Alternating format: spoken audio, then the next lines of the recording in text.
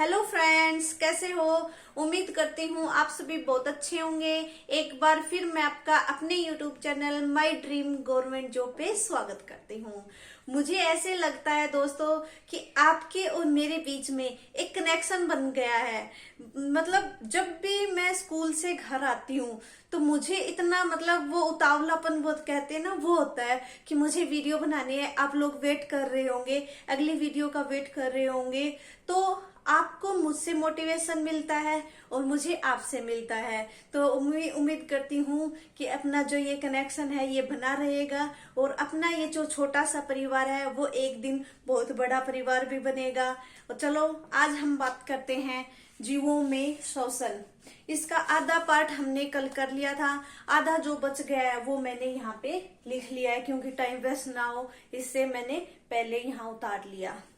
और इसके जो नोट्स है वो मैं टेलीग्राम चैनल पे डालती रहती हूँ। एक तो देखो, आप बुक में 2 घंटे लगा के एक पार्ट कंप्लीट करोगे, उसके नोट्स भी बनाओगे, उसे याद करोगे। एक है कि मैंने मेहनत कर दी, आपको कुछ नहीं करना, आपको पढ़ना है। मैंने मेहनत कर दी, नोट्स बना दिए, यहाँ पे थोड़ा समझा दूंगी। और जो मैंने नोट्स बना रखे हैं वो my dream government job official अपना जो टेलीग्राम चैनल है उसमें मैं डालती रहती हूँ, वहां से आप पीडीएफ निकलवा के पढ़ सकते हैं। चलो आगे हम अपना टॉपिक स्टार्ट करते हैं। जीवों में शोषण। आज हम यहाँ पे पढ़ेंगे कि जो जंतु हैं वो शोषण कहाँ से करते हैं, क्योंकि यहाँ से क्वेश्चन बनना है, एग्जाम में आया हुआ भी है यहाँ से क्वेश्चन। तो हम इस पे बात करते हैं कि जो हाथी, शेर, बकरी, मेंढक, छिपकली, सर्प तथा पक्षियों में श्वसन हेतु फेफड़े होते हैं। कहने का मतलब है कि यहाँ पे जो भी नाम लिखा है, जो भी जानवरों के लिखे हैं, हाथी, शेर, बकरी, मेंढक, पक्षी जो भी है, सभी क्या करते हैं, फेफड़ों से श्वसन लेते हैं। आगे कॉकरोच, ये जो मैंने 1, 2, 3 नंबर लगा के लिखे हैं ना, ये ज्यादा आपको याद करना जरूरी है क्योंकि ये मेन रूप से बुक में दिए हुए थे, यहाँ से क्वेश्चन उठने की संभावना है। कॉकरोच कहाँ से श्वसन लेता है, हम बात करेंगे। कीटों में गैस विनिमय हेतु वायु नलियों का जाल बिछा होता है जिसे श्वास प्रणाली या वातक कहते हैं। जो कीट होते हैं ना, कॉकरोच के बारे में हम यहाँ पढ़ रहे हैं कि कॉकरोच श्वसन कहाँ से करता है।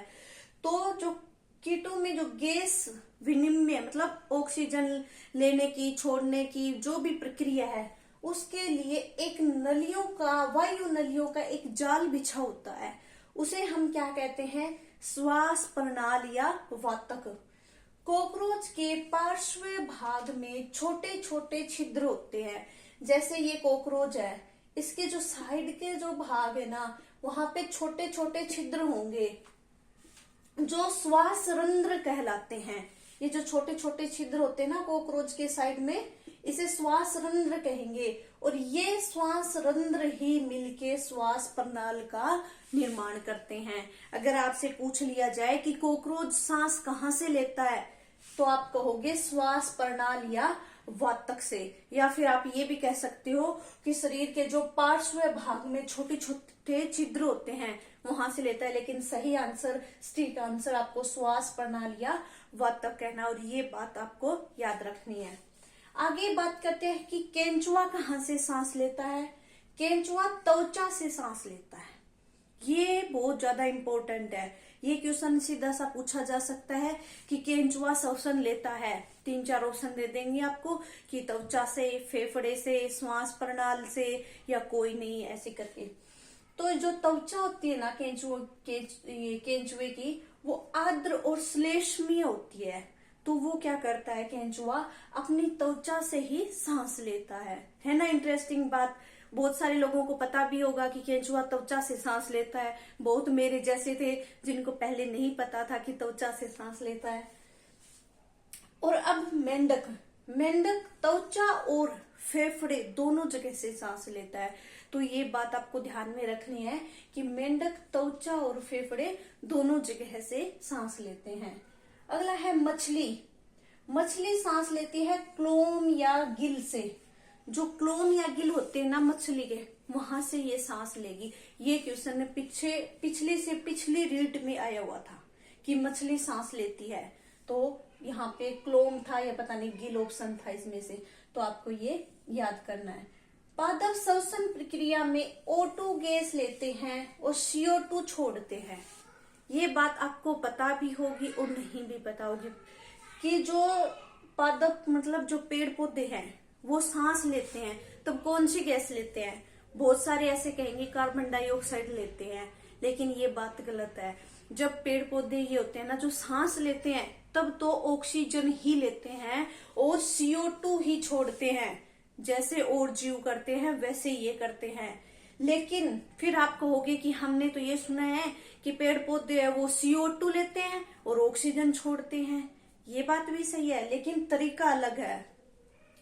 पादप जो प्रकाश संश्लेषण करते हैं ना, प्रकाश संश्लेषण की क्रिया जो भोजन निर्माण की क्रिया करते हैं उसमें CO2 लेते हैं और ऑक्सीजन छोड़ते हैं। हम CO2 गैस लेते हैं और O2 छोड़ते हैं। तो वो जो पेड़ पौधे हैं पादप हैं वो श्वसन में, तो अगर श्वसन क्रिया होगी तब तो वो ऑक्सीजन लेंगे और CO2 छोड़ेंगे। लेकिन जब वो प्रकाश संश्लेषण की प्रक्रिया करते हैं तब वो O2 गैस CO2 गैस लेंगे और ऑक्सीजन को छोड़ेंगे। ये बात याद रखने वाली है।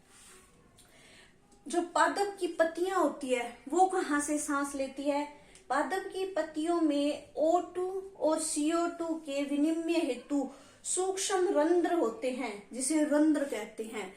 जो पत्तियां होती है ना उनमें गैस का आदान प्रदान के लिए एक सूक्ष्म रंध्र बने हुए होते हैं, वहां से वो श्वसन लेती है। अगर पूछ लिया जाए कि पत्तियां होती है वो कहाँ से सांस लेती है तो वो रंध्र से लेती हैं। नींद के समय श्वसन दर कम हो जाती है। जब हमें नींद आ रही हो या झपकी आ रही हो उस टाइम क्या होगी, अपनी श्वसन दर कम हो जाएगी क्योंकि ऑक्सीजन की कमी हो जाती है। और इसे पूरा करने के लिए उबासी आती है कि जब हमें नींद आ रही होती है, हमने कल वाली वीडियो भी में मैंने बताया था कि उबासी क्यों आती है, जब हमारे शरीर में ऑक्सीजन की कमी हो जाती है।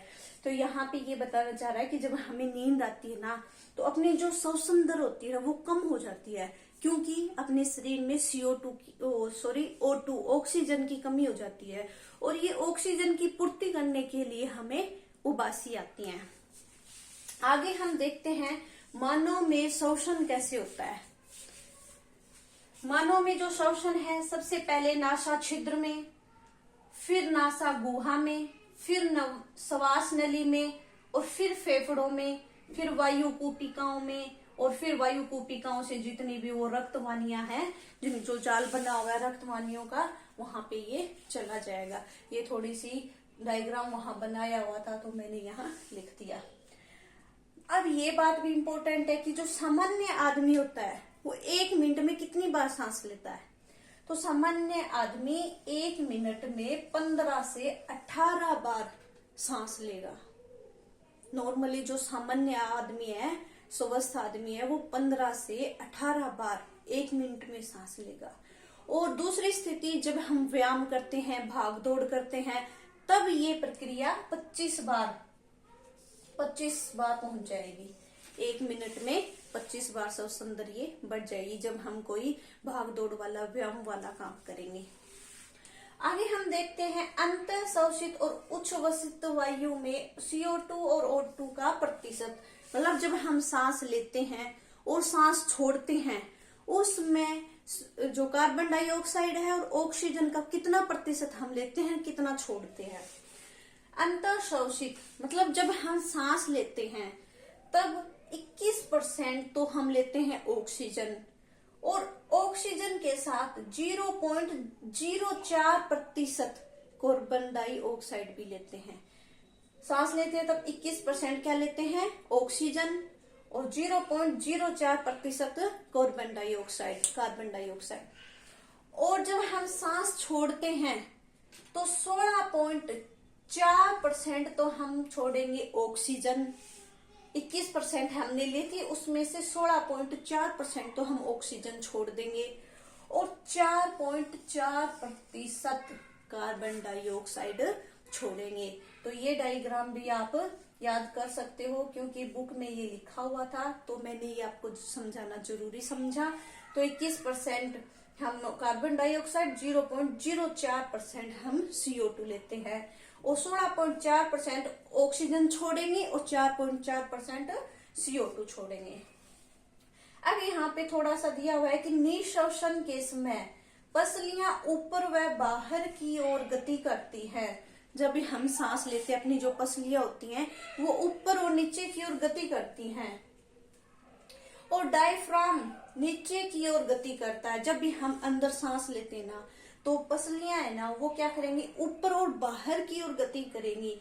और जो डायफ्राम होता है ना अपना, वो नीचे की ओर गति करेगा, जिससे वक्ष गुहा का आयतन भी बढ़ जाएगा और जिससे फेफड़े फैलते हैं। वक्ष गुहा का आयतन बढ़ेगा, जिससे क्या होंगे, फेफड़े फैलेंगे और वायु दाब कम हो जाएगा, जिससे वायु फेफड़ों में चली जाती है। ये थोड़ा अपने श्वसन का तरीका बताया हुआ कि कैसे हमारे अंदर फेफड़ों में श्वसन पहुंचता है। तो उम्मीद करती हूँ आपको ये सेशन पसंद आया होगा। ऐसे ही वीडियो मैं आपके लिए लाती रहूंगी। धन्यवाद।